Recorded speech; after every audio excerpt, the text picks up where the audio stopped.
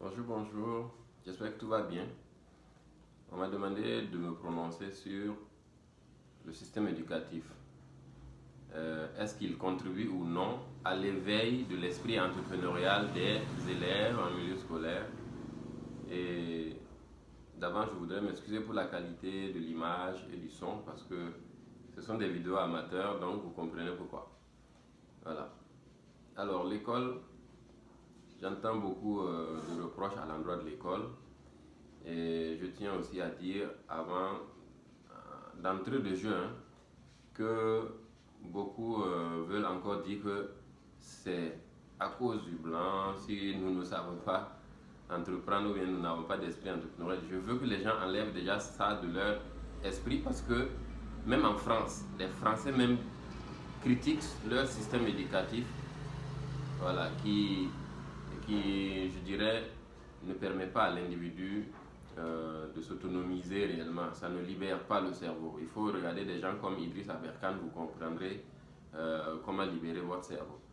Et pareil en Amérique, parce que les gars comme Robert Kiyosaki, tu les entends, ils font une critique de leur système éducatif qui ne fait que fabriquer des pauvres, des chômeurs. Ce n'est pas. Donc, il faut que, encore une fois, nous, en tant qu'Africains et Burkinabés, on arrête de dire que c'est la faute aux Blancs, si nous sommes pauvres, c'est la faute. Il y a une part de l'histoire, oui, bien sûr, que nous ne pouvons pas ignorer. Parce qu'à la base, l'école, dans sa forme actuelle, elle a été fondée en Afrique, c'est par l'arrivée du colon. Voilà, j'ai lu un gars comme Claudel Nubissi qui a écrit Le jeune entrepreneur africain. Vous verrez comment il dépeint l'histoire de l'école. À son avis, l'école, elle est arrivée en Afrique parce que le blanc, il avait ses entreprises, il avait ses usines, il avait une administration.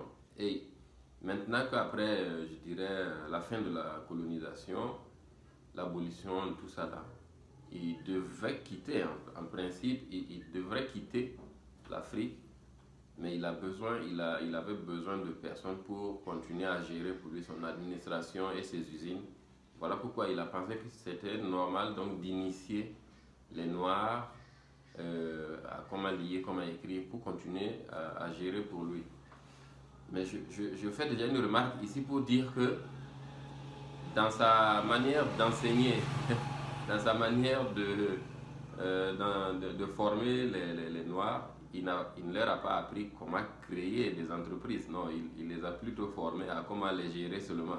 Voilà. Donc, parfois, moi, je le dis, moi, j'ai étudié le droit des affaires, l'école de l'entrepreneuriat, l'école du commerce. Normalement, quand tu as le droit des affaires, tu ne peux même pas faire un an, hein, tu ne peux même pas finir un an. En principe, tu devrais, dès la première année de ta formation, là, engager, créer ta propre affaire, créer une affaire et commencer à apprendre dedans. Mais on a tous fait 4 ans en droit et puis à la fin, il n'en était rien. On s'est tous retrouvés assis à dire je ne sais pas quoi faire. C'est vraiment étonnant ce genre de formation et d'éducation que j'appelle dans ma langue Goulmanchema Ibang Nwani. Ibang Nwani, c'est une manière de former quelqu'un, mais le formateur décide de ne pas lui donner toute l'information. Il donne qu'une part de l'information. Donc, à l'école, le système éducatif dans sa forme actuelle, on t'apprend comment lire, comment écrire, comment parler, comment calculer très bien. Tu vas être très bien dans ces 4 choses-là, franchement. Tu vas écrire gros français, comme on dit, tu vas parler gros français, comme on dit. Mais si on te demande comment est-ce que tu cherches l'argent, comment est-ce que tu gagnes 1000 francs par jour pour mettre dans ta poche, je dis, mais ne serait-ce que 1000 francs par jour, ce n'est pas évident. Même nous qui avions étudié le droit des affaires, qui avions fini, on se demandait, mais comment est-ce que je fais pour avoir ne serait-ce que 100 francs par jour? Voilà. Donc, à quelque part, dans Ibang Nwani, le formateur, il décide expressément ou non de te donner qu'une part de l'information. Donc, vous verrez que dans un système pareil, tout ce qu'on nous a appris, eh bien, c'était de très bien écrire, très bien lire, très bien parler, très bien calculer, mais rien sur l'argent. Vous ne verrez dans aucune école de notre système actuel classique, aucune école où il y a une leçon, une matière qui porte sur comment chercher l'argent, une matière qui porte sur le développement personnel, qui va permettre justement à l'individu de découvrir son potentiel, à libérer son cerveau et son potentiel pour vivre le succès, se fixer des objectifs. Il n'y a pas ces cours-là, il n'y a pas ces leçons-là dans le système classique actuel. Donc, en part, c'est un peu cette critique que l'on peut faire de l'école. À titre d'exemple, j'étais en réunion avec une association dans une salle de classe de CM1 et il y avait un problème au tableau. J'aime pas même le mot problème, c'était vraiment un exercice de calcul hein, où on demande aux élèves, et bien justement, ça c'est un exemple, concentrez-vous très bien, c'est un exemple qui va vraiment te démontrer la faille du système éducatif, là où ça cloche, là où le système éducatif, on peut dire qu'il ne contribue pas à l'éveil de l'esprit entrepreneurial. Dans ce problème, il était question d'un jeune qui veut aménager un site maraîcher, un jardin.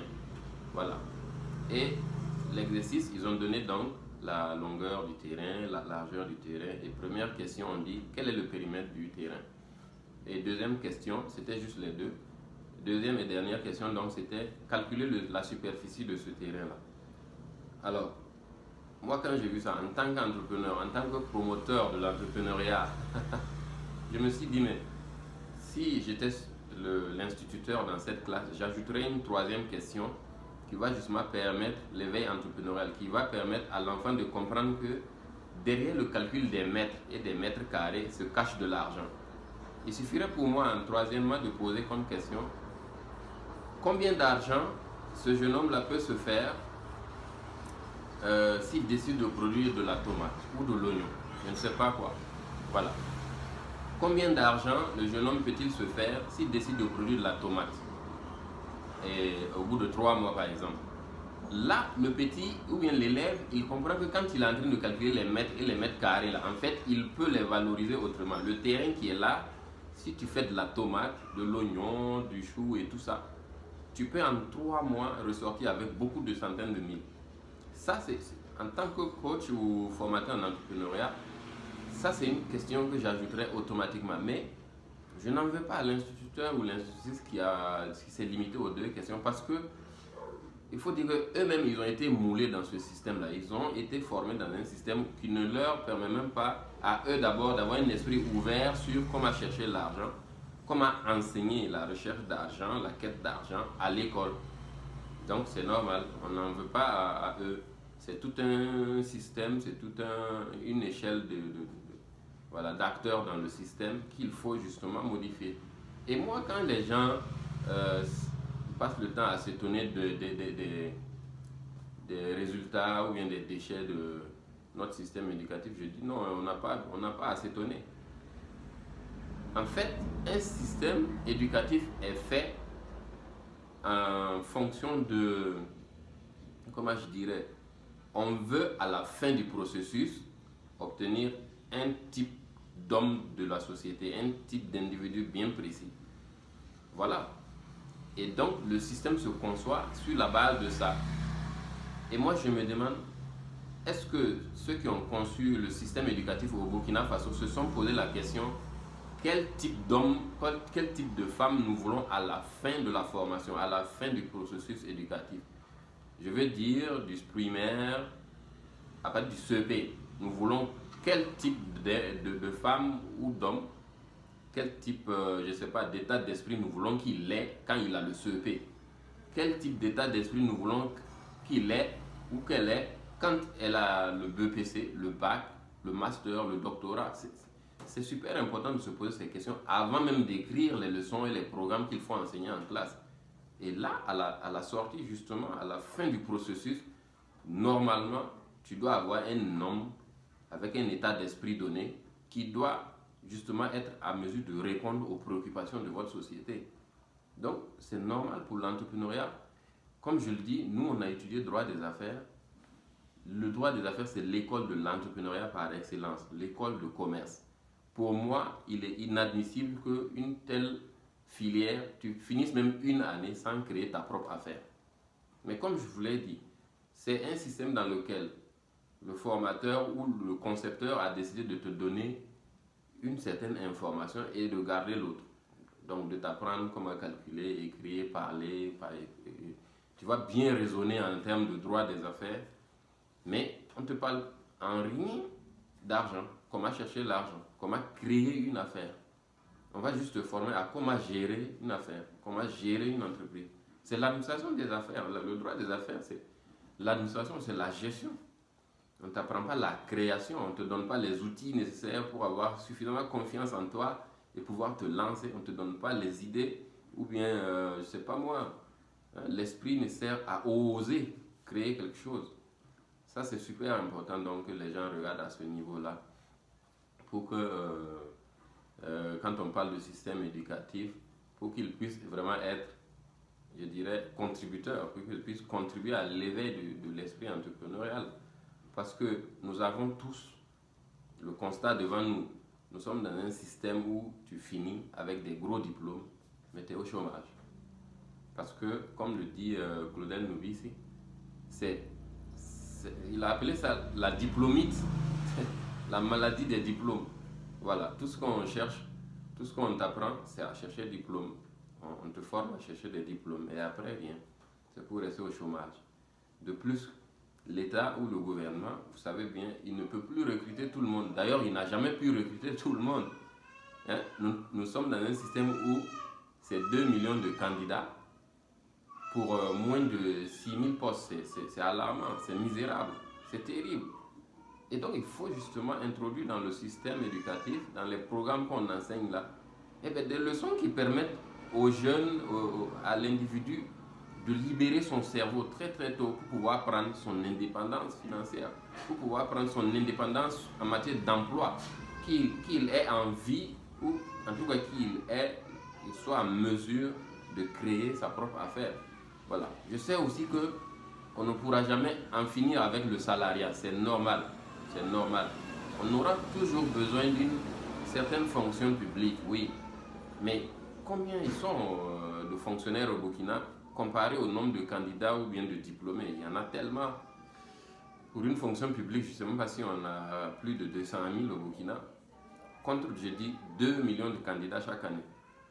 Et même ces candidats, s'ils sont intelligents, moi quand je prends 2 millions de candidats chaque année, dans mes formations, je le dis, prenons le minimum ou la moyenne d'un concours par candidat. Ce qu'ils dépensent en moyenne pour le dépôt de ce concours-là, c'est 1000 francs. Vraiment, j'ai vraiment pas pris les choses en totalité, mais c'est en moyenne 1000 francs par concours, puisque 800 francs va aller à l'administration et les 200 francs au moins pour la connexion, les mégas comme on dit ici. Donc, 1000 francs ne serait-ce que ça, multiplié par les 2 millions de candidats, mes amis, vous avez 2 milliards. 2 milliards. Est-ce que ça sonne bien dans votre tête? C'est pas stupide que 2 millions de candidats, je dis des jeunes qui se disent chômeurs, sans revenus, mais chaque année qui trouvent 2 milliards pour aller donner à l'État. Si le gouvernement même y réfléchit, c'est de savoir justement canaliser ces jeunes-là pour qu'ils utilisent ces 2 milliards-là pour investir dans quelque chose et puis que ça crée des emplois pour eux d'ici là. Vraiment, c'est pas mal de choses comme ça qu'il faut que les gens regardent pour que ce système éducatif-là puisse fabriquer les hommes que l'on veut, puisse fabriquer des hommes et des femmes capables d'apporter des solutions, capables d'apporter des réponses aux questions actuelles. C'est ça un système éducatif, à moi, ma compréhension. Vous voulez un résultat à la fin du processus, mais il faut y réfléchir au moment où ça se conçoit. Voilà, au moment où vous concevez vos programmes éducatifs, vos leçons et tout ça là, il faut avoir déjà à l'esprit quel type d'homme, quel type de femme, quel type d'état d'esprit nous voulons qu'il ait à la fin de ce processus là. Voilà, merci.